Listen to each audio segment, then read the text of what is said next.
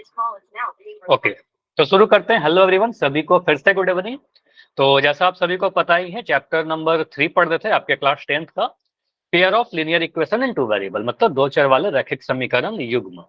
तो एक बार सबसे पहले पोल रिपोर्ट देखिए लास्ट क्लास के, ये हम और बेहतर कर सकते हैं। ठीक है, आपके बैच में पोल रिपोर्ट हमेशा से और बेहतर रहती है।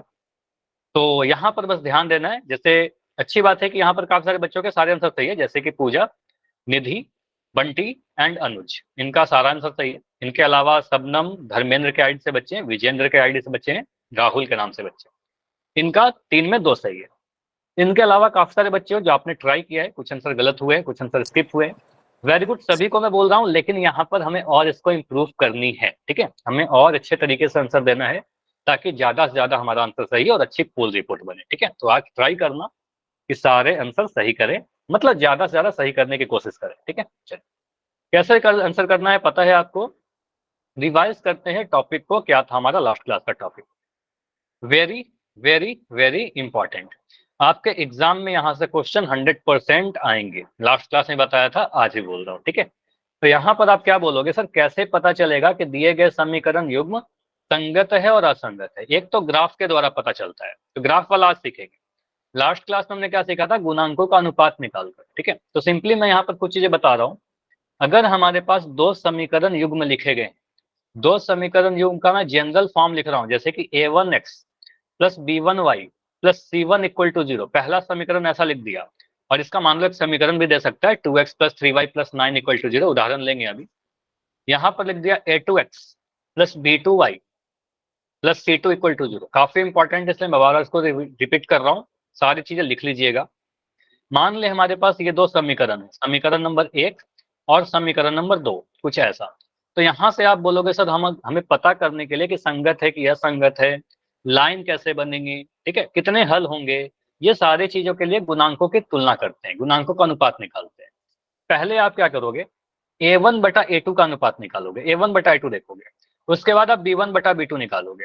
अगर a1/a2 b1/b2 के बराबर नहीं आएगा, यही बोला था ना, अगर बराबर नहीं आएगा तो यहाँ से 3 चीज हम बोल सकते हैं। पहला चीज क्या बोलेंगे, आप लोग बताओ, चलो माइक ऑन करके बताओ, पहला चीज क्या बोलेंगे। अनेक हल होंगे। इसके अनेक हल होंगे, सिर्फ एक हल होंगे। ठीक है, इसके सिर्फ एक हल होंगे, और सिर्फ एक हल को हम क्या कहते हैं, एक और लैंग्वेज बताया था, अद्वितीय हल। हाँ, प्रतिच्छेदी तो होगा, अद्वितीय हल। ठीक है, इसका नाम आपको लिखा जा सकता है अद्वितीय हल, मतलब एक हल। ठीक है, ऐसा भी लिख देता हूँ, एक हल, दोनों ही बात सेम है, चाहे एक हल लिखेगा अद्वितीय हल लिखेगा। सेकंड आपने अभी बोला सर एक हल मतलब एक जगह पर काटना। ठीक है, तो इसका लाइन कैसा बनेगा, इसका लाइन बनेगा कुछ ऐसा, प्रतिच्छेदी, एक बिंदु यहाँ पर कॉमन रहेगा। तो एक हल कहने का मतलब एक बिंदु पर काटेगा, और इसको कहते हैं प्रतिच्छेदी रेखाएं। ठीक है, इनके जब दोनों के लाइन बनाओगे, दो लाइन बनेगा ना, तो आप कहोगे सर इसके प्रतिच्छेदी रेखा बनेगा। ठीक है, तो इसके लाइन जो बनेंगे वो प्रतिच्छेदी होंगे। और इसको क्या कहते हैं, संगत कहेंगे कि असंगत कहेंगे। संगत। इसको संगत कहेंगे, हल होने का मतलब संगत, तो एक हल है तो इसके कहेंगे सर संगत इक्वेशन। ठीक है, संगत युग्म, इसी को कहते हैं संगत युग्म। तो एक हमारा ये चीज मिला। सर अगर कभी ऐसा रहेगा a1/a2 b1/a2 के बराबर नहीं आएगा तो ऐसा बोल देंगे। उसके बाद दूसरा चीज ऐसा हो सकता है, सर हमने क्या किया, a1/a2 निकाला और b1/b2 भी निकाला, बराबर नहीं आया तब तो ऐसा बोल दिया था, लेकिन अगर ये बराबर आ गया तो, बराबर आ गया तो उन्हें कुछ नहीं पता चलता, आप c1/c2 भी निकालोगे। अब मान लिया कि c1/c2 भी इसके बराबर आ गया, मतलब तीनों आपस में बराबर आ गया। तो अगर तीनों आपस में बराबर आ रहा था, तो ऐसे केस में हमने पहला कंक्लूजन जो बोला, इसके अपरिमित रूप से अनेक हल होंगे। ठीक है, तो यहाँ पर बोलते हैं अपरिमित हल, या फिर इसको कह सकते हो अनेक हल, अनंत हल, जो कुछ भी, दो सारा चीजें सेम है। ठीक है, अपरिमित हल, अनेक हल, या फिर इनफाइनाइट सॉल्यूशन, या अनंत हल। इसको क्या कह सकते हैं, लाइन इसका कैसा बनेगा, तो इसका लाइन जो बनेगा एक संपाती है ना। तो बोलोगे सर एक लाइन के ऊपर ही दूसरा लाइन चला जाएगा, दो इक्वेशन अगर हम बनाएंगे ग्राफ में, तो एक के ऊपर दूसरा चला जाएगा, और ऐसे केस को कहते हैं संपाती रेखा है। ठीक है, इसको कहते हैं संपाती रेखा। ठीक है, उसके बाद तीसरा चीज हम क्या कह सकते हैं, थर्ड चीज आप बोलोगे सर संगत होगा कि असंगत होगा, तो संगत होगा।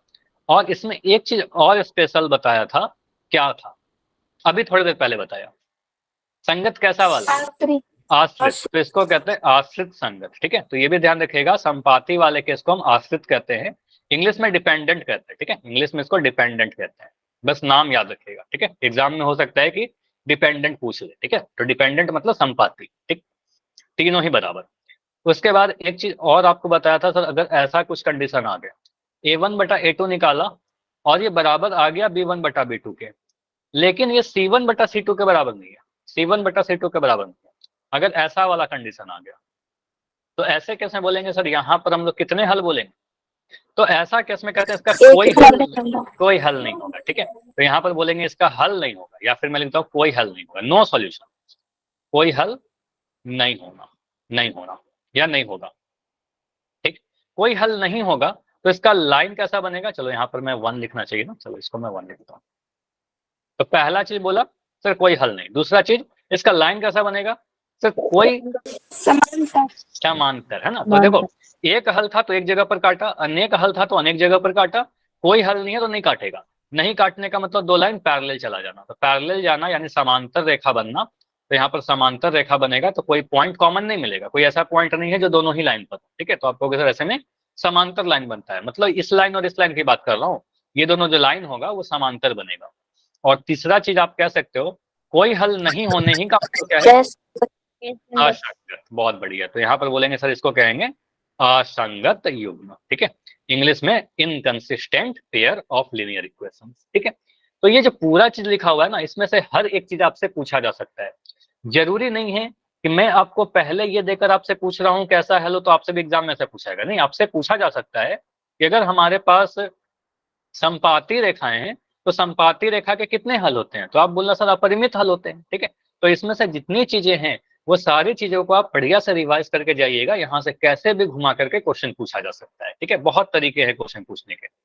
मुझे बताओ अगर मैं आपसे कहता हूँ कि समांतर रेखाओं में अगर दो युग्म का समांतर रेखा बन रहा है तो इसको संगत कहेंगे क्या संगत कहेंगे, असंगत। तो ऐसे भी एग्जाम में पूछा जा सकता है, ठीक है। समांतर रेखाएं हैं तो इसलिए कंडीशन क्या होगा, तो ये देखकर समांतर रेखा के लिए कंडीशन पूछा जा सकता है, तो कुछ भी पूछ सकते हैं, बस यहाँ से सेंस ये निकल रहा है, ठीक है।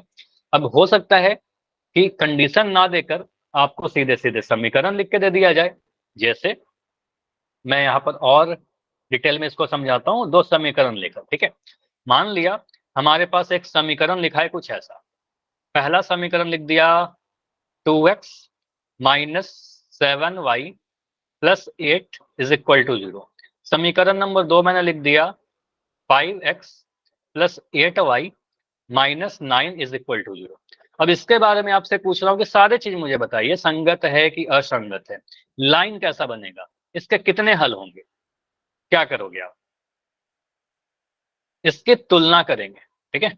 चलो आप लोग करिए, साथ के साथ आप लोग करो, मैं यहाँ पर स्टैंडर्ड फॉर्म लिख देता हूँ, a1x plus b1 plus c1 बराबर 0, पहला इससे तुलना करेंगे, दूसरे वाले समीकरण को इससे तुलना कर लेंगे a2x plus b2y plus c2 is equal to 0।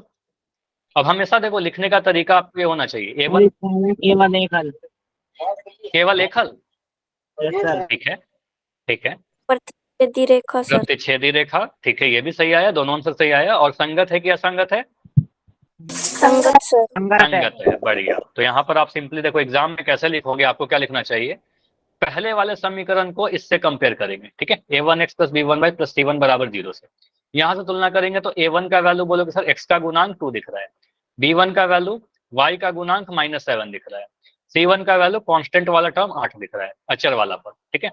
अब दूसरे वाले समीकरण को देखिए, दूसरे वाले समीकरण को इससे तुलना करेंगे a2 वाले से, a2x plus b2y plus a2 से, तो यहाँ से बोलेंगे सर a2 का मतलब दूसरे समीकरण का x का गुणांक 5 आ जाएगा, b2 का वैल्यू आपका दूसरे समीकरण का y का गुणांक जो कि 8 दिख रहा है, और c2 का वैल्यू कितना -9।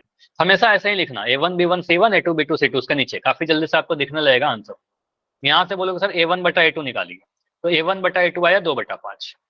अब मुझे बताओ b1/b2 निकालने पर कितना मिल रहा है, -7/8, ठीक है, b1/b2 हमारा आया -7/8 यहाँ से। तो मुझे बताओ a1/a2 और b1/b2 बराबर आया क्या, नहीं, यहाँ पर साफ यही पर दिख जाएगा, तो आगे करने की जरूरत ही नहीं है, a1/a2 जो आया वो b1/b2 के बराबर नहीं आया, तो अगर a1/a2 b1/b2 के बराबर नहीं है तो यहीं से हम लोग क्या क्या बोल सकते हैं, अगर ऐसा आएगा तो एक हल, देखो बस हमें ये याद है एक हल होगा, अब इससे देखो क्या क्या कंक्लूजन मैं लिख दूंगा। यहीं से बोलेंगे सर एक हल कहने का ही मतलब है अद्वितीय हल। हो सकता है कि अद्वितीय लिखे रहे आपके एग्जाम में, तो इसी को अद्वितीय हल कहते हैं, यूनिक सॉल्यूशन कहते हैं। इसी का मतलब और निकलेगा सर एक हल मतलब एक जगह पर काटना, तो इसका लाइन प्रतिच्छेदी बनेगा। इसका मतलब हम कह सकते हैं प्रतिच्छेदी रेखाएं होंगी। कुछ याद नहीं करना है, समझ लिया, सारी चीज याद हो जाएंगी, प्रतिच्छेदी रेखाएं होंगी। उसके बाद एक हल का मतलब हल है ना, हल है तो संगत है, ठीक है, तो उसको कहेंगे सर संगत युग। बस इतना चीज, संगत युग। क्लियर, पूरा Yes, चीज sir. समझ में आया? ठीक है, एक Yes, और sir. एग्जाम्पल दूंगा सर। अगला एग्जाम्पल जो दे रहा हूं उसका आंसर आप लोग मुझे बताओ, ठीक है। इसको करिए।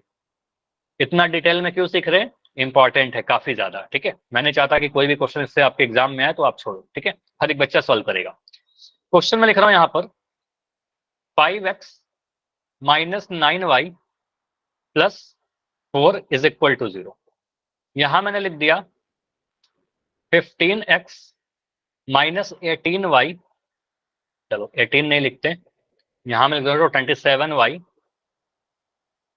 Plus 8 is equal to 0। इसका आंसर मुझे बताइए, इसका क्या होगा? संगत है कि असंगत है? लाइन कैसा है?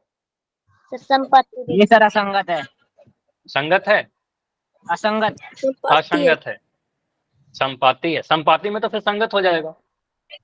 सर इसका कोई हल नहीं है। अच्छा, इसका कोई हल नहीं है। अच्छा, अपना अपना आंसर चैट में लिखोगे?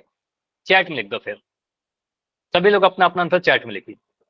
बस इतना लिख दो, हाँ संगत की असंगत, संगत या असंगत, ठीक, बस इतना लिखो, उसके आगे मैं बता दूंगा। संगत, असंगत, समांतर, ठीक है, असंगत, संगत, मिक्स आ रहे हैं, ठीक है। देखो बिना सॉल्व किए नहीं करना आंसर, देखो यहाँ पर आप सीधे बोलोगे। देखो मैं ट्रिक बता दूं आपको, एक सेकंड में अगर ऑब्जेक्टिव आंसर आएगा ना, सीधे अगर एमसीक्यू आएगा एक नंबर में टिक करने के लिए, देखो 5 तिया 15, 9 तिया 27, यहाँ 3 गुना होना चाहिए था संगत होने के लिए, लेकिन यहाँ तो 2 गुना है। यहाँ पर 3 गुना हुआ, यहाँ पर 3 गुना हुआ, लेकिन यहाँ पर 2 गुना हुआ, ठीक है, इसलिए असंगत हो जाएगा, ठीक है। तो ये असंगत होगा, अनुपात बराबर नहीं आएंगे, ठीक है। क्योंकि देख रहे हो ना, पहला वाला 3 गुना हुआ, दूसरा वाला 3 गुना हुआ, लेकिन तीसरा वाला 2 गुना हो रहा है, ठीक है। ये भी 3 गुना होना चाहिए था संगत होने के लिए, तो ये असंगत बनेगा। लेकिन समांतर रेखा सर। हाँ, समांतर रेखा बनेगा। यहाँ पर आप सिंपली बोलोगे सर हमने a1 का वैल्यू, चलो मुझे बताओ a1 का वैल्यू कितना होगा, इससे कंपेयर कर लीजिए। a1x, चलो ठीक है 5 आएगा, मैं लिख देता हूँ b1y plus c1 equal to 0। इसकी तुलना करेंगे हम इससे, a2x plus b2y plus c2 equal to 0। यहाँ से तुलना करेंगे तो a1 का वैल्यू 5 आया, b1 का वैल्यू माइनस का 9 आएगा, c1 का वैल्यू हमारा 4 आएगा, a2 का वैल्यू कितना आएगा 15 आएगा, b2 का वैल्यू हमारा बताओ कितना आएगा -27, और C2 का वैल्यू कितना आएगा 8 आया, ठीक है। तो यहाँ से आपने क्या बोला, A1 बटा A2 जब निकाला सर हमें क्या दिख रहा है 5/15, 5/15 कहने का मतलब 1/3, 5 से 3 बार में कट गया 1/3। उसके बाद हमने B1 बटा B2 निकाला, तो B1 बटा B2 निकाला तो मिल रहा है -9 बटा -27, ठीक है। तो -9 बटा -27 दिख रहा है यहाँ B1 बटा B2। तो यहाँ से मिल रहा है सर माइनस से माइनस कट गया, ये 1/3 ही है, 9 तिया 27 होता है, तो 1/3 ही आया।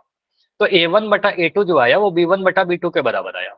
अब जब ये दोनों बराबर आ जाते हैं तो C1 बटा C2 भी निकालेंगे, ठीक है। तो आप C1 बटा C2 निकालिए, तो C1 बटा C2 निकालोगे तो 4/8 दिख रहा है, ठीक है। तो आप बोलो सर 4/8 तो 1/2 आ गया, ये तो 1/2 आ गया। इसका मतलब क्या दिख रहा है, यहाँ से बोलोगे सर A1 बटा A2 जो है वो B1 बटा B2 के तो बराबर आया, दोनों 1/3 था, लेकिन ये C1 बटा C2 के बराबर नहीं आया। तो यहां से हमारा कंफ्यूजन निकल रहा है। कभी ऐसा होता है कि आप एक बार बोल रहे हो बराबर, एक बार बोल रहे हो बराबर नहीं, तो इसका मतलब आप खुद कंफ्यूज हो, बस याद करने के लिए तो बताया, ठीक है। तो यहाँ का मतलब आप बोलोगे सर एक बार अगर बराबर एक बार बराबर नहीं आएगा, दोनों ही चीज आ जाएंगे, इसका मतलब कोई हल नहीं होगा इसका, ठीक है। सभी बराबर होता तो अनेक हल हो जाते हैं, लेकिन इसमें कहेंगे सर असंगत होगा, इसके कोई हल नहीं होंगे, ठीक है, कोई हल नहीं होंगे, कोई हल। हाँ, रेखा कैसा बनेगा कोई पूछे तो आप बोलोगे सर समांतर रेखाएं बनेगी, ठीक है। आज वेरीफाई भी करेंगे, सारी चीजें बनाकर देखेंगे। इसमें बोलेंगे सर इसके समांतर रेखा बनेंगे यहाँ पर, और समांतर रेखा में कुछ भी कॉमन नहीं होता, कोई भी पॉइंट, इसका मतलब कोई हल नहीं होगा। समझ में आया सारा चीज? अभी मुझे Yes, sir. बताओ, अगर एवरीथिंग क्लियर है तो चैट सेक्शन में वाई लिख के बताइए। जो भी मैंने पढ़ाया काफी इंपॉर्टेंट था ये सारी चीज।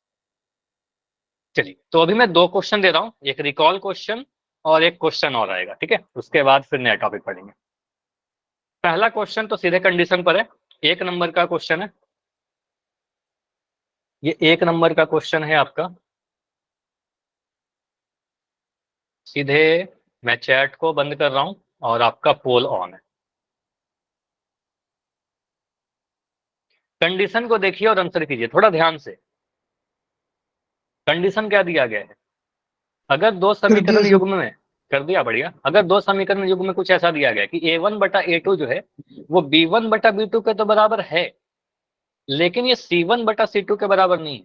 एग्जाम का ही क्वेश्चन है, कुछ नया क्वेश्चन मैंने लेकर आया हूँ, ठीक है। आपके एग्जाम से ही लिया गया क्वेश्चन, कभी 1-2 साल पहले का पूछा हुआ क्वेश्चन, ठीक है। तो ऐसा क्वेश्चन रहेगा अगर इस कंडीशन के साथ, तो ऐसे समीकरण युग्म के क्या अद्वितीय हल होते हैं? सिर्फ अद्वितीय मतलब एक हल होना, कोई हल नहीं मतलब हल नहीं होना, अपरिमित रूप मतलब अनंत हल होना, अनगिनत हल होना। बस यूनिक का मतलब ध्यान रखिएगा, यूनिक मतलब एक हल होता है, ठीक है। जैसे ताजमहल से रिलेट कीजिए, ताजमहल एक ही है दुनिया में, तो उसको कहते हैं यूनिक। चलिए, तो यहाँ पर इसका क्या होगा? अद्वितीय हल, कोई हल नहीं, अपरिमित हल, या इनमें से कोई नहीं। बढ़िया, आज काफी अच्छे आंसर आए हैं आपके। 13 आंसर सही है, 1 आंसर गलत है। अभी कितने बच्चे हो क्लास में? क्लास में मुझे दिख रहे हो 22 बच्चे। 16 आंसर आ चुके हैं, 4 बच्चे और है। 16 में 15 सही, बढ़िया। यही होगा। देखो, लास्ट क्लास में कुछ आंसर आपके गलत हुए थे, आज वो इंप्रूव हो गया है ना। तो धीरे धीरे करके वो सीखते हो आप। कई बार टाइम के साथ सीखते हो, कई बार प्रैक्टिस करने से सीखते हो, रिवीजन से सीखते हो, है ना। चलिए, तो बाकी 4 बच्चे आंसर कीजिए। आसान क्वेश्चन है, ज्यादा टाइम नहीं लेंगे, लास्ट के 15 सेकंड रुकेंगे। 15 सेकंड और, लास्ट 15 सेकंड, 10 सेकंड। अभी 4 बच्चे हैं जिनका आंसर नहीं आया, ठीक है। 17 आंसर आया अभी। हाँ जी, जाइए पोल सेक्शन में आंसर कीजिए जिनका अभी नहीं हुआ है। Last 5 second, 5, 4, 3, 2, 1। तो यहाँ पर इस पोल को मैं एंड कर रहा हूँ। अभी तक टोटल मेरे पास 17 आंसर आए। 17 आंसर में 16 सही, 1 गलत, ठीक है। चलो, अभी इसको डिस्कस कर लेते हैं। सिंपली आप कहोगे सर यहाँ पर तो हमने सीधे कंडीशन ही पढ़ा है कि अगर कभी ऐसा युग्म दिखे कि a1 बटा a2 b1 बटा b2 के तो बराबर है, लेकिन c1 बटा c2 के बराबर नहीं है, तो ऐसे केस में एक बार बराबर का आना, एक बार बराबर का नहीं आना, ये इंडिकेट करता है कि हमारा इसका कोई हल नहीं होगा। तो सीधे बोलोगे सर यहाँ पर तो सीधे आंसर कर देंगे कोई हल नहीं होगा। अगर हमसे पूछा था कि युग्म संगत है कि असंगत है, तो हम बोलेंगे सर यह युग्म जो होगा वो असंगत होगा, अगर पूछा जाता तो। अगर हमसे पूछा जाता किसके जो लाइन बनेंगे वो कैसे लाइन बनेंगे, तो क्या बोलोगे? समांतर।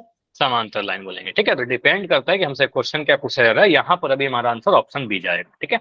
इसके कोई हल नहीं होंगे, ठीक है। चलिए, अगला क्वेश्चन करें। अब अगला Yes, क्वेश्चन sir. में आपको कंडीशन नहीं देकर के समीकरण लिखा गया है, ठीक है। अब यहाँ पर a1 b1 c1 सारा आपको लिखना होगा और प्रॉपर सॉल्व करना पड़ेगा, ठीक है। तो आप फिर से सेम क्वेश्चन है, सेम ऑप्शन भी है, बस देखिए आंसर इसका क्या होगा। इसमें थोड़ा टाइम लगेगा आपका, हड़बड़ी मत करना। क्वेश्चन नंबर 9, समीकरण क्या लिखा गया यहाँ पर? देखो a1 b1 c1 नहीं लिखा गया, वो आपको लिखना है, ठीक है। तो जैसे मैंने बताया ना, गुणांकों का स्टैंडर्ड फॉर्म लिखिए और उसको कंपेयर करिए। पहला समीकरण है 3x 6x minus 3y plus 10 equal to 0। समीकरण नंबर 1 मान लो इसको। समीकरण 2 क्या है हमारा? समीकरण नंबर 2 है 2x minus y plus 9 is equal to 0, ठीक है। तो यहाँ पर देखिए x का गुणांक, y का गुणांक और कांस्टेंट वाले टर्म का तुलना कीजिए और देखिए क्या आंसर आएगा। आराम से, हड़बड़ी करोगे आंसर गलत होगा, ठीक है। थोड़ा टाइम लेके करो। हर एक पोल आपके लिए इंपॉर्टेंट है, हर एक क्वेश्चन। आप इतना कंसिस्टेंट होकर आंसर कीजिए, मतलब इतना ध्यान से आंसर कीजिए जैसे आप एग्जाम में फोकस करते हो, ठीक है। सोचो कि आप एग्जाम में ही बैठे हुए हो।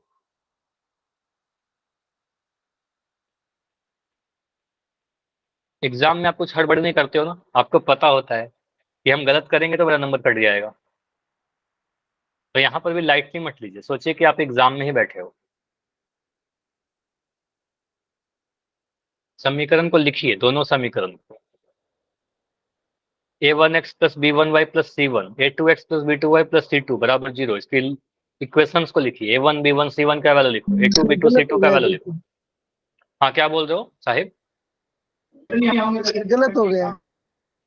गलत हो गया? सर कॉल कैसे खुलेगा? पोल ऑन है, पोल बिल्कुल ऑन है। अगर नहीं खुल आप नहीं पोल रहा में, था सर, एक बार ठीक है, बताना लेफ्ट कर। सर। अच्छा, आपको नहीं पता, आप तो आंसर करते हो ना डेली। 3 डॉट पर क्लिक कीजिए, देखो पंजे के बगल में 3 डॉट है ना, उस पर क्लिक करो। फिर एक्टिविटी का ऑप्शन आएगा, उस पर क्लिक करो, वन पोल एक्टिव पर क्लिक करो, फिर 4 ऑप्शन दिख जाएंगे, है ना? आया अनुज?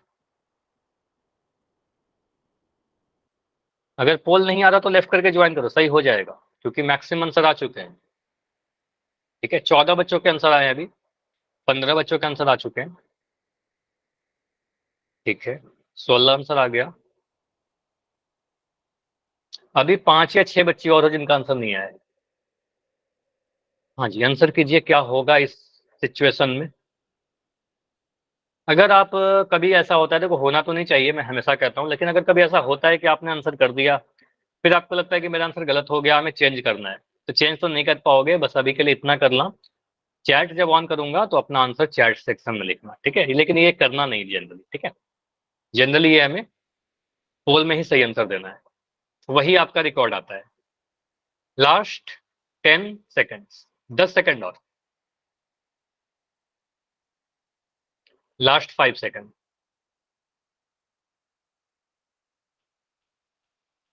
Last 5 second, 5 4 3 2 1। चलो, तो इस पोल को एंड करते हैं। यहाँ पर कुछ आंसर फिर से गलत है, कुछ सही है। देखो यहाँ पर क्या आंसर होगा आपको। मैं ये पूरे क्वेश्चन को एक नए पेज पे लेता हूँ।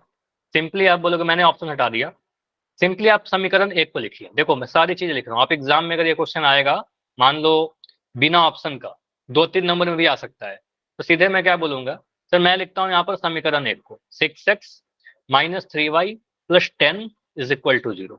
समीकरण 2 क्या है? समीकरण 2 आपका लिखा हुआ है 2x minus y plus 9 is equal to 0। आपके एग्जाम में ऐसा सोल्यूशन लिखना चाहिए आपको। इसके बगल में ही लिख दो a1x, पहला वाला समीकरण का standard form, a1x plus b1y plus c1 equal to 0। अगर इसमें कोई कंफ्यूजन होता है तो कुछ नहीं करना है, आपको ये वाला याद रखना है, ax plus by plus c। बस पहले वाले में a1 b1 c1 कर दो, दूसरे वाले में a2 b2 c2 कर दो। ठीक है, ये तो करना है हमें, और तो कुछ नया है नहीं। तो यहाँ पर मैंने a1 b1 c1 कर दिया। दूसरे वाले में क्या करेंगे, a2 b2 c2 लगा देंगे। यहाँ करेंगे a2x plus b2y plus c2 is equal to 0। अब यहां से क्या करो, तुलना करिए कोफिशिएंट की, गुणांकों की। तो यहां से कहेंगे a1 का वैल्यू, पहले समीकरण को देखिए, x का गुणांक, तो x का गुणांक a1 होता है, तो यहां पर बोलेंगे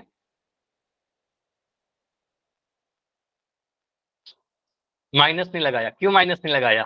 ठीक है, यहाँ पर देखो a1 का वैल्यू कितना आएगा, 6 आएगा। मुझे बताओ a1 का वैल्यू 6 आएगा, b1 का वैल्यू आप लोग बताओ चैट सेक्शन में लिखकर, b1 का वैल्यू कितना है? माइनस का 3, गुणांक -3 आएगा। और c1 का वैल्यू कितना है? 10 है। ठीक है, पहले समीकरण को देखा। अब दूसरे समीकरण को देखिए, a2 का वैल्यू कितना है? 2। b2 का वैल्यू कितना है? -1। माइनस का 1। तो यहाँ बोलेंगे सर 1 नहीं है, यहाँ पर y क्या कि कुछ नंबर नहीं है, मतलब 1 से गुना रहा होगा ये। ठीक है, तो कोई नंबर नहीं होने का मतलब गुणांक 1 होना, और माइनस का साइन है तो यहाँ पर माइनस का 1 बोलेंगे। और c1 का वैल्यू, c2 का वैल्यू कितना हो जाएगा? c2 का वैल्यू 9 हो जाएगा। तो a1 b1 c1 और a2 b2 c2 हमने लिख लिया। ठीक है, अब क्या करेंगे, a1 बट्टा a2 निकालेंगे यहाँ से। तो आप a1 बट्टा a2 निकालोगे तो आपको मिलेगा 6/2। ठीक है, और 6/2 कहने का मतलब कितना हो रहा है? 6/2 कहने का मतलब 2 3 अच्छी। ठीक है, 3 बार में कट जाएगा। ठीक है, तो a1 बटा a2 निकाला, हमारा 3 आया। ये मैं घेर दे रहा हूँ। ठीक है, a1 बटा a2 3 आया। अब b1 बटा b2 निकालिए। b1 बटा b2 कितना आ रहा है? -3 बटा -1। तो माइनस से माइनस कैंसिल हो जाएगा और बन रहा है हमारा 3। तो B1 बटा B2 भी बराबर आ गया। अगर बराबर नहीं आता तो कहते एक हल होता, आदित्य हल होता, लेकिन बराबर आ गया। अब हमें C1 बटा C2 भी निकालना पड़ेगा, एक काम ज्यादा करना पड़ेगा, कर लेते हैं।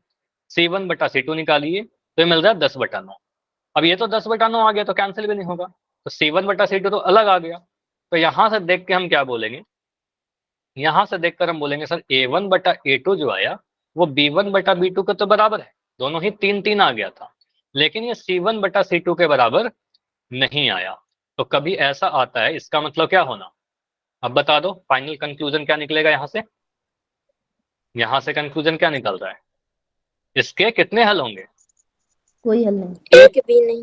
कोई भी नहीं हल। सिंपली आप बोलोगे सर अगर एक बार बराबर आता है, एक बार बराबर नहीं आता है, तो ऐसे कंडीशन में क्या कहते हैं, कोई हल नहीं होना। ठीक है, तो यहाँ पर सिंपली बोलेंगे तो इस समीकरण युग्म के कोई हल नहीं होंगे। ठीक है, कोई हल नहीं होगा। ठीक है, चलो यहाँ पर मैं थोड़ा सही कर देता हूँ, कोई हल नहीं होगा। और बाकी कंक्लूजन भी आप बोल सकते हो सर यहाँ पर लाइन कैसा बनेगा, तो समांतर लाइन बनेगा और इसको असंगत कहेंगे। ठीक है, असंगत कहेंगे। ठीक है, इसको असंगत यानी इनकंसिस्टेंट कहेंगे। कोई हल नहीं होने का मतलब असंगत। तो ऐसे क्वेश्चन कर लेंगे एग्जाम में। तो ठीक है, मैंने Yes, मान लिया sir. यहाँ पर आपके कुछ छोटे मोटे गलती होंगे, जैसे आपने कई लोग बच्चे बोल रहे थे सर हमने माइनस छोड़ दिया, हमने ये मिस कर दिया, कुछ बच्चे कह रहे थे कि पोल में गलत आंसर हो गया। ठीक है, कोई बात नहीं, मैंने मान लिया कि हाँ कुछ रीजन से आपके गलत हो गए। अभी अगर यही सेम क्वेश्चन आपके एग्जाम में आएगा तो आप सभी का आंसर सही होना चाहिए और होगा। ठीक है, बिल्कुल, तो एग्जाम में आएगा ऐसा क्वेश्चन। ठीक है, और बिल्कुल सही करना है आपको। ठीक है, चलिए अब आते हैं जो हमने पढ़ा लास्ट क्लास में, उसको वेरीफाई करते हैं ग्राफिकल मेथड से। ठीक है, तो पहला चीज ये होता है संगत है कि असंगत है, हम लोग तो कोफिशिएंट यानी गुणांकों की तुलना करके ही बता सकते हैं, लेकिन उसको ग्राफ के थ्रू भी बता सकते हैं, या ज्यामितीय विधि कहते हैं, या लेखीय विधि कहते हैं, ग्राफीय विधि कहते हैं, सब सेम चीज है। या फिर समीकरण का हल, समीकरण का जो हल निकालते हैं, दो समीकरण अगर लिखा हुआ है तो उसका जो हल होगा, एक तो होता है अलजेब्राइक मेथड, बीजगणितीय मेथड, वो सबसे आखिरी में पढ़ेंगे।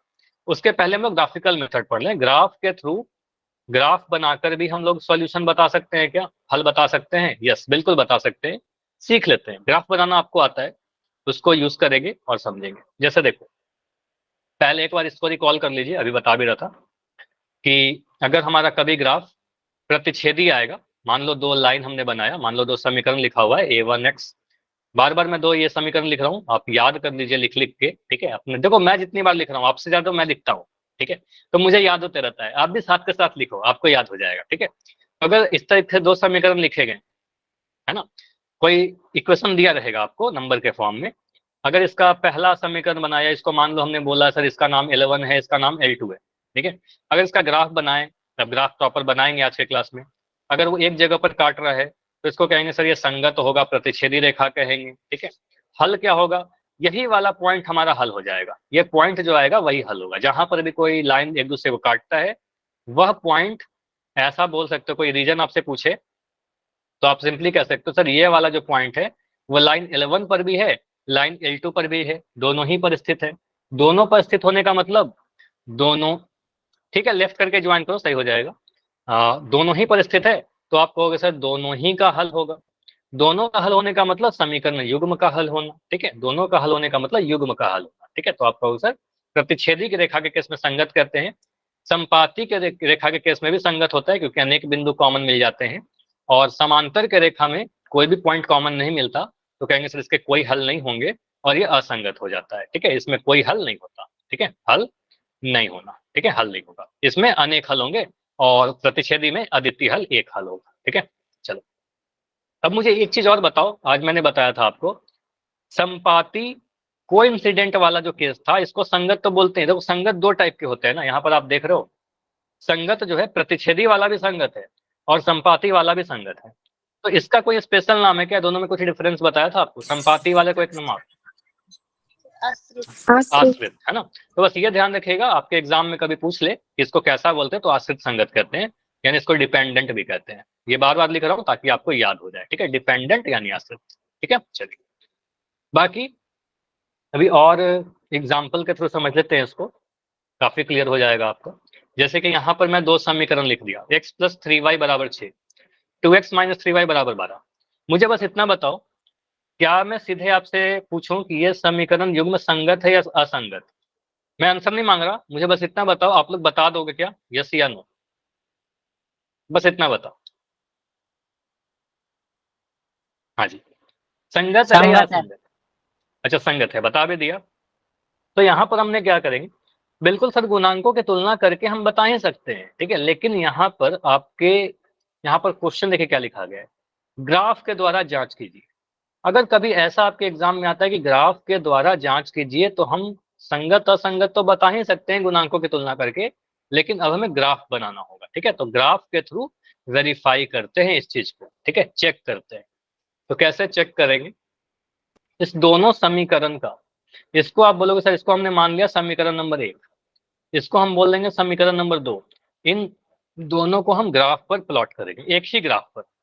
अब देख लेंगे कि वो प्रतिच्छेदी है कि समांतर है कि संपाती है, ठीक है, और उसके अकॉर्डिंग हम लोग आंसर करेंगे अपना, ठीक है।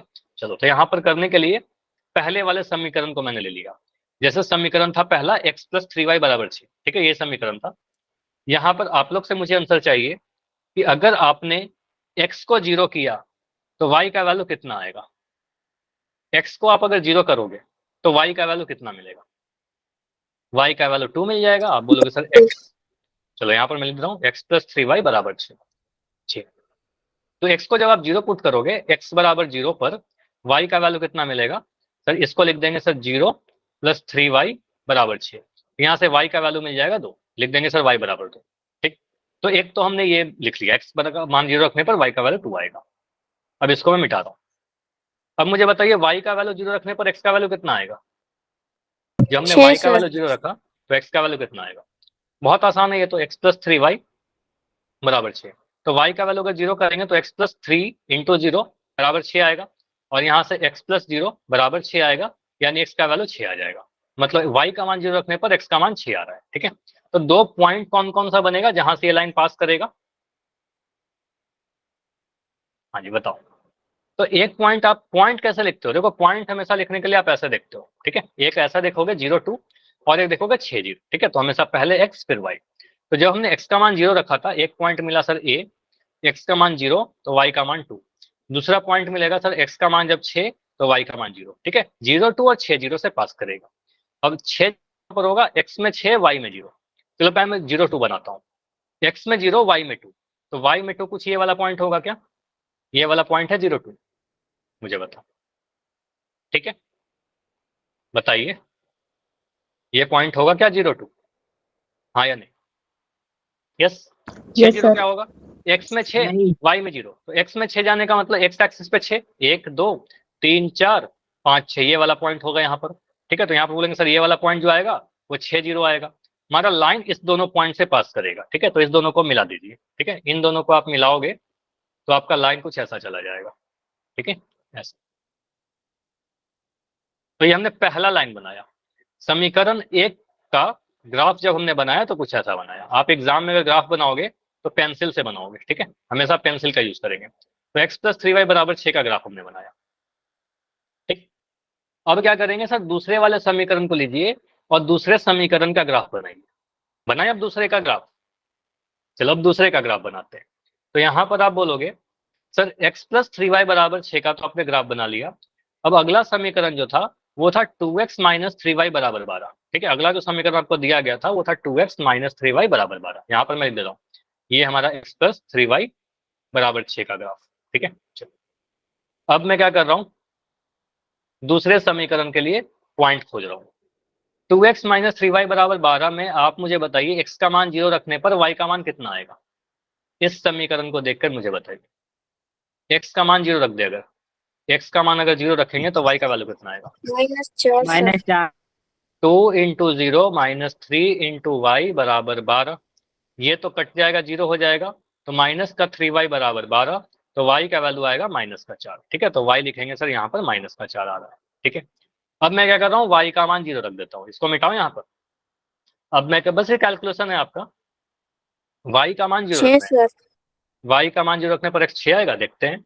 y का मान 0 अगर रखे तो x का मान कितना आएगा, 2x - 3 × 0 = 12, यानी 2x = 12, यानी x का वैल्यू 6, 12/2 आएगा तो 6 आ जाएगा।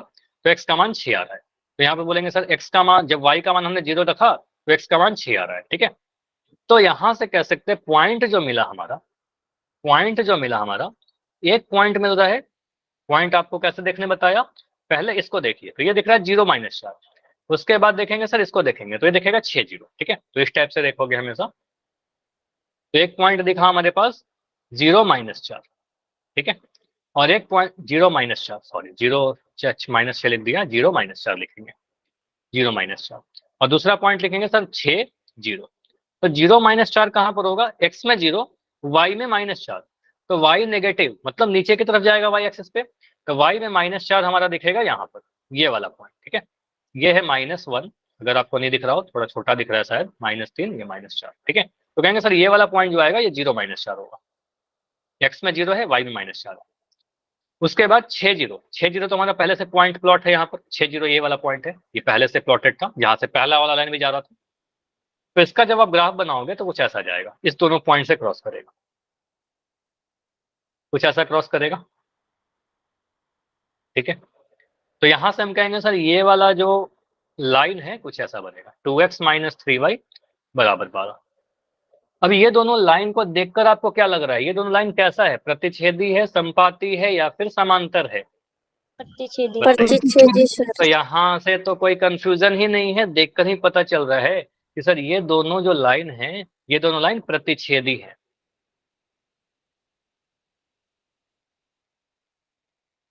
आवाज आपको थोड़ी सी प्रॉब्लम हो रही है रवीना को, ठीक है, लेफ्ट करके ज्वाइन करो, सही हो जाना चाहिए। अगर बहुत ज्यादा दिक्कत हो रही है ना, मान लो अगर बहुत ज्यादा आपका क्लास में डिस्टर्बेंस हो रहा है, तो एक बार रिकॉर्डिंग देख लेना, सही से समझ में आ जाएगा, और जो भी डाउट होंगे वो पूछ लेना एक बार, ठीक है। तो यहाँ पर आप बोलोगे इन दोनों का जो ग्राफ हमें दिखा सर, प्रतिच्छेदी रेखा दिख रहा है क्लियरली, ठीक है, बहुत साफ दिख रहा है सर, प्रतिच्छेदी रेखा। हमने गुणांकों की तुलना भी नहीं किया, ठीक है, गुणांकों की तुलना भी नहीं किया, साफ दिख गया सर ये प्रतिच्छेदी रेखा है, ठीक है। तो यहाँ पर कहेंगे प्रतिच्छेदी रेखा। और प्रतिच्छेदी रेखा होने का मतलब क्या बताइए, कितने हल होंगे? एक। इन दोनों पर एक ही पॉइंट तो कॉमन है, एक जगह पर काट रहा है, तो एक जगह पर काट रहा है तो एक हल होना, और एक हल होने का एक और लैंग्वेज होता था क्या, इसको क्या कहते थे, अद्वितीय हल, ठीक है, अद्वितीय हल। और अद्वितीय हल, एक हल, इसका मतलब संगत युग्म, ठीक है, संगत युग्म। इसको आश्रित बोलेंगे क्या, इसको आश्रित बोलेंगे? No sir. नहीं, इसको आश्रित नहीं बोलेंगे, आश्रित तो संपाती वाले को बोलते हैं, ठीक है, इसको आश्रित नहीं बोलेंगे, ठीक है, इसको डिपेंडेंट नहीं बोलेंगे। अब मुझे बताओ कि यहाँ सर आपसे पूछे कि मुझे हल बताइए, यहां तक तो ठीक है आपने कर लिया, अब मुझे बताओ इस समीकरण के हल क्या होंगे, इन समीकरण युग्म के हल क्या होंगे, कोई ऐसा हल जो दोनों ही को संतुष्ट करे। हाँ जी, 0,6। 6,0 नॉट 0,6। देखो यहाँ पर आप बोलोगे सर अगर मैं युग्म के हल की बात करूं, देखो मैं लिख रहा हूं समीकरण का हल नहीं लिख रहा, आप भी लिखना युग्म का हल, युग्म का हल मतलब ऐसा बिंदु चाहिए जो समीकरण 1 पर भी स्थित है, समीकरण 2 पर भी स्थित है, मतलब दोनों ही का हल हो। तो इसका मतलब एक ही पॉइंट है जहां पर एक दूसरे को काट रहा है, अगर कोई दो लाइन काटेगा तो यही पॉइंट होगा ना जब दोनों पर स्थित होगा। तो बोलोगे सर यही वाला तो पॉइंट है 6 0 जो दोनों ही पर स्थित है, जहां पर काट रहा है एक दूसरे को, तो ये हमारा हल हो जाएगा। मतलब हल कहने का मतलब x का वैल्यू 6 और y का वैल्यू 0, हल क्या होगा, हल लिखने का मतलब 6 0 नहीं लिखेंगे, हल बोलोगे सर x का वैल्यू 6 और y का वैल्यू 0, ठीक है, x का वैल्यू 6 और y का वैल्यू 0 इस समीकरण युग्म के हल होंगे। समझ में आया? तो हम कह सकते हैं क्या क्या चीज यहाँ पर से कंक्लूजन निकला, दिए गए समीकरण युग्म का ग्राफ एक बिंदु पर प्रतिच्छेद करती है, इसका मतलब एक हल होगा, यहाँ पर बोल सकते हो एक हल होगा, एक हल होने का मतलब संगत युग्म होना। प्रतिच्छेद बिंदु क्या है, कहाँ पर काट रहा है 6 0 पर, इसका मतलब x का वैल्यू 6, कोई भी पॉइंट है तो x का वैल्यू 6 देगा ना ये, और y का वैल्यू 0, ठीक है। तो हमारा आंसर ये बनेगा, ठीक है, आप सीधे आंसर लिखोगे। तो ग्राफ को यूज करके भी हमने कर लिया, कहीं पर भी हमने कंपेयर नहीं किया, कंपेयर करके भी करेंगे तो आंसर यही आएगा, ठीक है, कंपेयर करके भी चेक करोगे तो ये आंसर आएगा। समझ में आया? तो हमने आंसर निकाल दिया, समीकरण युग्म का हल निकाल दिया ग्राफ को यूज करके। एक और इक्वेशन है आपके लिए, चलो इसको ट्राई करके बताओ। यहाँ पर लिखा गया है x + y = 4 और x + y = 2, दो समीकरण लिखा गया है, ठीक है, x + y = 4 और x + y = 2। पूछा जा रहा है कि संगत है कि असंगत है, ठीक है। अब हम तुलना करके तो बता ही सकते हैं, गुणांकों की तुलना करके ही बता सकते हैं, लेकिन हम लोग यहाँ पर ग्राफ के थ्रू बताएंगे। ठीक है, ग्राफ के द्वारा बोला गया है। ठीक है, तुलना करके भी कैसे करेंगे? अच्छा, बाकी सभी को आवाज आ रही है क्या? एक बार मुझे बताओ, सभी लोग एक बार कंफर्म करो। Yes sir. आज रवीना को थोड़ी इशू आ रही है, थोड़ा नेटवर्क का इशू है आपकी तरफ। ठीक है, तो यहाँ पर बोलेंगे सर x का गुणांक इसमें 1 है, देखो इसको लिख सकते हैं 1 इंटू एक्स। समांतर रेखा सर। हाँ, समांतर रेखा बनेगा यहाँ पर, और यहाँ पर 1x प्लस 1y बराबर 2। मैं चेक करके बता रहा हूँ। यहाँ पर बोलेंगे सर गुणांकों की तुलना करेंगे तो 1/1 a1/a2 आया, b1/b2 1/1 आया, और c1/b2 4/2 यानी 2 आ रहा है। ठीक है, तो आप कहोगे सर a1/a2 1 आया, b1/b2 1 आया, और c1/b2 2 आ रहा है। ठीक है, इसका मतलब सर असंगत होगा। ठीक है, असंगत होगा, लेकिन गुणांकों की तुलना ही नहीं करने के लिए बोला गया है। यहाँ तो बोला गया है ग्राफ को यूज करिए। ठीक है, तो ग्राफ को यूज करते हैं, आप लाइन बनाओगे तो पहला समीकरण यहाँ लिखा गया है, इसमें x प्लस वाई बराबर 4 में आप जब x का वैल्यू 0 रखोगे तो y का वैल्यू कितना मिलेगा? ये तो बहुत आसान है। 4 सर। x का वैल्यू 0 रखने पर x कट जाएगा, y का वैल्यू हमारा 4 आ जाएगा। ठीक है, y का वैल्यू हमारा 4 आ जाएगा। उसके बाद जब y का वैल्यू 0 करोगे, मान लो हमने y का वैल्यू जब 0 कर दिया 4 सर।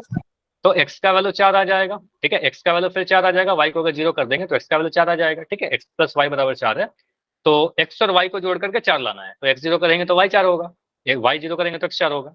तो पॉइंट मिल रहा है सर यहाँ पर हमारा, इसका 2 पॉइंट आप बोलोगे सर 0 4 और 4 0, यही 2 पॉइंट मिलेगा। तो 0 4 और 4 0 से पास कराओ, तो 4 0 कुछ हमारा पॉइंट यहाँ मिलेगा, x का वैल्यू 4 y का वैल्यू 0, ये पॉइंट को हम कहेंगे सर ये 4 0 है, और ये वाला पॉइंट मिलेगा सर 0 4। ठीक है, ये 0 4 यहाँ से हमारा लाइन पास कर जाएगा, इन दोनों से गुजरेगा हमारा लाइन।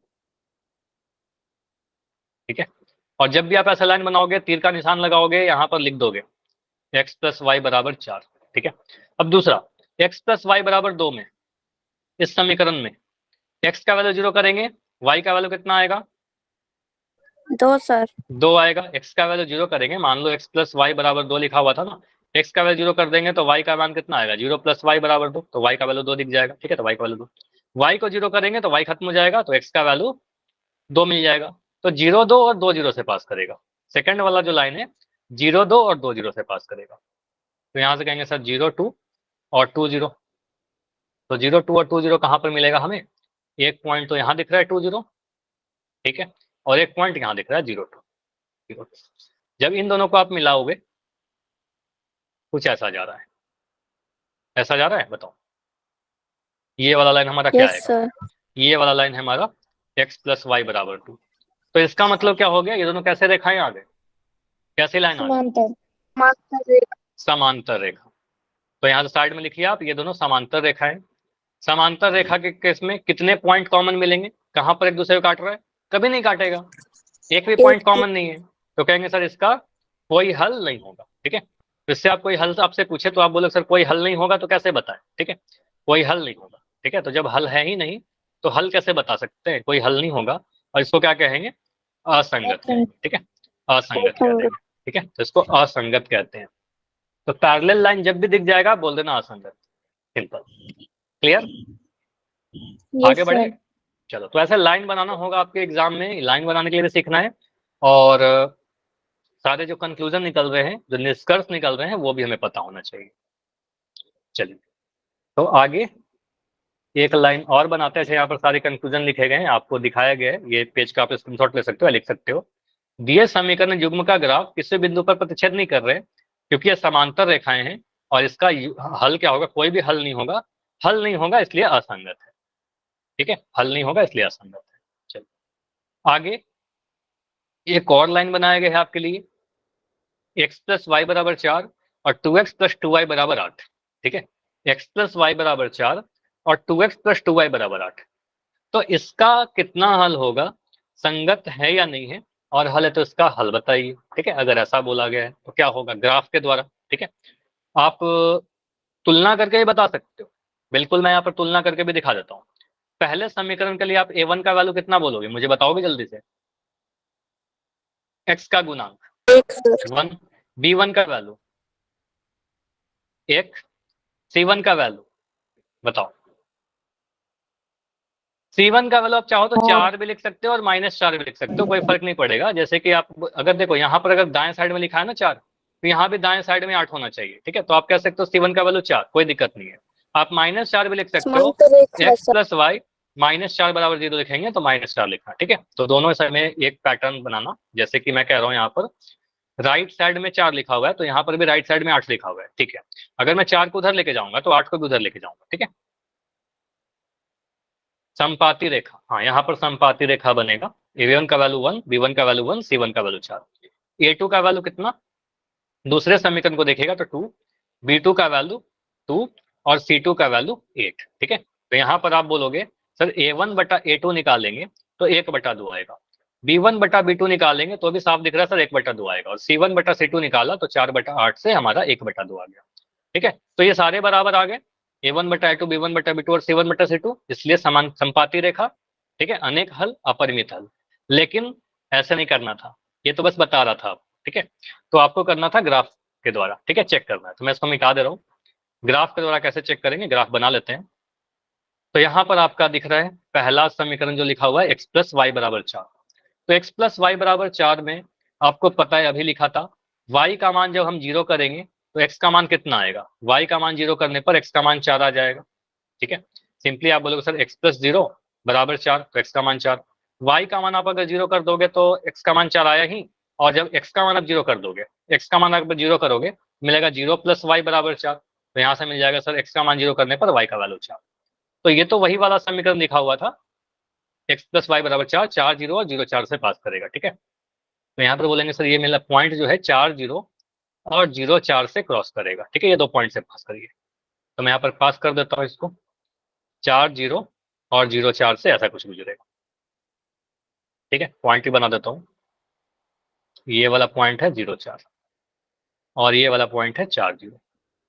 अब दूसरे समीकरण को देखिए, दूसरे समीकरण को देखकर आप अगर ग्राफ बनाने के लिए सोचोगे, पॉइंट खोजोगे, तो यहाँ पर क्या लिखोगे, सर y का मान हमने अगर 0 कर दिया तो क्या मिलेगा, 2x प्लस 2 इंटू 0, 0 बराबर 8। तो x का मान कितना आ रहा है, x का मान 8 बटा 2 आ रहा है, 2x बराबर 8, तो x ये 4 आ जाएगा, तो x का मान तो 4 ही आ रहा है, ठीक है। 4 0 से ही पास कर रहा है। अब y का मान आप 0 करो तो 1 4 आया, x का मान आप 0 करोगे तो क्या मिलेगा, x का मान 0 करके देखिए, x का मान अगर हमने 0 कर दिया, x का मान हमने अगर 0 किया तो 2 इंटू 0 प्लस 2 इंटू वाई बराबर 4, ये खत्म हो गया तो मिला 2y बराबर 4, 2y बराबर 8, ये 8 है ना, ये 8 है। तो यहाँ से y का मान 4 मिल जाएगा आपको, तो y का मान 4 मिला। तो फिर से दिख रहा है 0 4 से ही पास करेगा, तो पॉइंट कॉमन दिख रहे हैं सेम। तो यहाँ से कहेंगे सर ये वाला जो भी लाइन है, सेकंड वाला लाइन, ये भी लाइन वही पॉइंट से पास कर रहा है, 4 0 और 0 4 से ही पास कर रहा है, कुछ नया नहीं आया। तो 4 0 और 0 4 तो हमने पहले भी प्लॉट कर रखा था, यहीं से जब लाइन क्रॉस करेगा हमारा तो लाइन देखो बिल्कुल इसी के ऊपर चला गया, ठीक है। तो यहाँ पर आप बोलोगे सर इसी के ऊपर चला गया, तो पहला वाला लाइन और दूसरा वाला लाइन कैसा दिख रहा है, एक के ऊपर एक, ठीक है। इसको कहेंगे संपाती यानी कोइंसिडेंट, ठीक है, संपाती। संपाती कहने का मतलब आश्रित। अपरिमित हल, ठीक है, अपरिमित हल। हाँ आश्रित भी बोला आपने ना, बहुत बढ़िया। इसको संगत बोलेंगे, संगत कहेंगे, और इसमें क्या कह सकते हैं, आश्रित कह सकते हैं। ये सारी चीज आपका निकल सकता है, आश्रित कहेंगे, ठीक है, डिपेंडेंट कहेंगे। हल क्या होगा, हल एक अनेक कुछ, जैसे इसमें तो अब अनंत हल है, अनगिनत हल है, तो अनगिनत हल नहीं बताते रहेंगे, आप कुछ हल बता दो। जैसे कि आप कह सकते हो सर 0 4 4 0, यहाँ से एक पॉइंट ले लीजिए, यहाँ से एक पॉइंट ले लीजिए, यहाँ से पॉइंट ले लीजिए, तो सारे पॉइंट इसके हल हो जाएंगे जो भी इस लाइन पर है। तो ये वाला पॉइंट कितना होगा, x का वैल्यू मुझे यहाँ पर दिख रहा है 1 और y का वैल्यू मुझे दिख रहा है यहाँ पर 3, तो 1 और 3 आएगा, ठीक है। इस पॉइंट का वैल्यू आप लोग मुझे बताओगे, इस पॉइंट का क्या वैल्यू होगा, x का वैल्यू कितना दिख रहा है यहाँ पर, 2 इसको मिलाइए, x का वैल्यू 2 दिखा, y का वैल्यू कितना 2 2, सर। तो 2 2, ठीक है। तो 2 2 हल होगा, ये जितने भी पॉइंट है सारे हल होंगे। यहाँ पर x का वैल्यू 3 रखेंगे, y का वैल्यू कितना आएगा 1 आएगा, ठीक है। तो x का वैल्यू 3 है, ठीक है। तो ये जितने भी है ये सारे के सारे हल है हमारे, ठीक है, समझ में आया। Yes sir. चलिए तो अभी मैं कुछ क्वेश्चन आपसे पोल सेक्शन में पूछूं, बहुत ही यस आसान सर। क्वेश्चन, ठीक है। तो यहाँ पर क्वेश्चन आपके एग्जाम में, ये तो आपका सोल्यूशन है सारा जो अभी बता रहा था कि हल क्या हुआ, कोइंसिडेंट हो गया, संपाती हो गया, तो इसलिए आप कहेंगे अनेकों बिंदु पर प्रतिच्छेद कर रहे हैं, अनेकों बिंदु पर काट रहे हैं, इसका मतलब अनेक हल होंगे। ठीक है, संगत होगा ये भी, और आश्रित संगत कहते हैं इसको, डिपेंडेंट कंसिस्टेंट कहते हैं। चलिए ठीक है, चलिए क्वेश्चन है आपके लिए ऐसा, दो समीकरण लिखा गया है, आपसे बस इतना पूछा गया है कि ये दोनों जो युग्म है संगत है या असंगत है। अब करने के लिए तो इसको हम गुणांकों की तुलना करके भी कर सकते हैं। ठीक है, गुणांकों की तुलना करके भी कर सकते हैं, लेकिन आपको ग्राफ के द्वारा पूछा गया तो ग्राफ बना करके भी कर सकते हो। ठीक है, चलिए समीकरण क्या लिखा गया है, बस आपसे संगत और असंगत पूछा गया, दो ही ऑप्शन, 2x प्लस 2y बराबर 8, और यहां लिख दिया x प्लस 2y बराबर 4।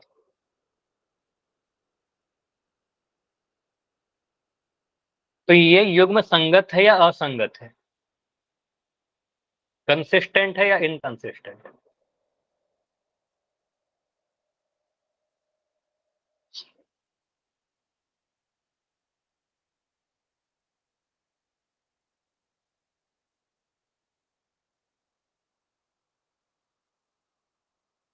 देखिए, अगर आपके एग्जाम में ऑप्शन, मतलब ये आप एग्जाम, ये आप एमसीक्यू में पूछ रहा हूँ, ठीक है, तो यहाँ पर आप तो चाहे कैसे भी कर लो, लेकिन एग्जाम में हो सकता है कि आपको बोला जाए कि ग्राफ के थ्रू करिए, तो ग्राफ से ही बनाना होगा आपको। जब बोल देगा कि ग्राफ बनाइए तो फिर ग्राफ बनाना होगा, तो ग्राफ बनाने का भी प्रैक्टिस कर लेना। यहाँ पर आप ग्राफ के थ्रू करिए या फिर गुणांकों की तुलना करिए, दोनों ही तरीके से आंसर आपका मिल जाएगा। पता दोनों होने चाहिए, हमें आना दोनों चाहिए। ठीक है, 2x प्लस 2y बराबर 8 और x प्लस 2y बराबर 4 के हल संगत होंगे या असंगत होंगे।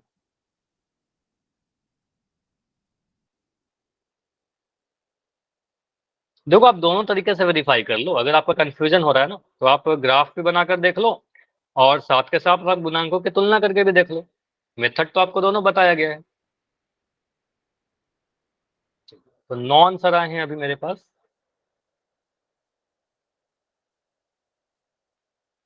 दस आंसर आए हैं।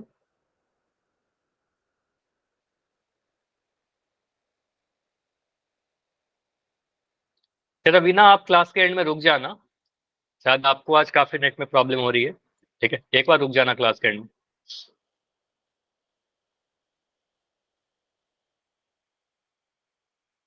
2x प्लस 2y बराबर 8 और x प्लस 2y बराबर 4, 11 आंसर आ चुके हैं। ठीक है, बस दो ही ऑप्शन है हमारे पास, या तो संगत होगा या फिर असंगत होगा।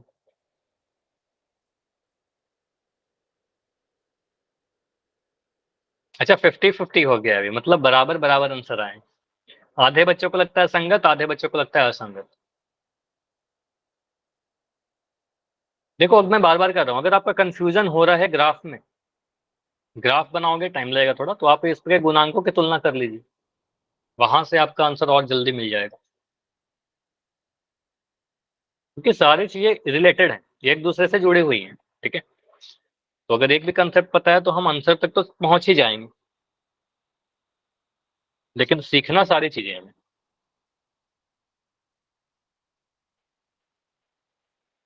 ठीक है,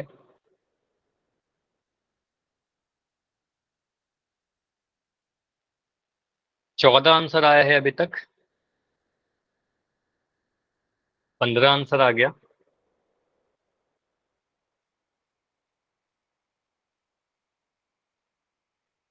अभी बस 15 सेकंड और रुकेंगे, लास्ट 15 सेकंड।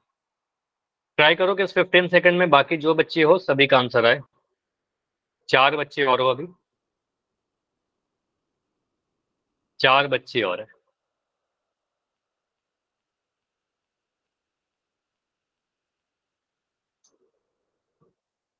10 सेकंड।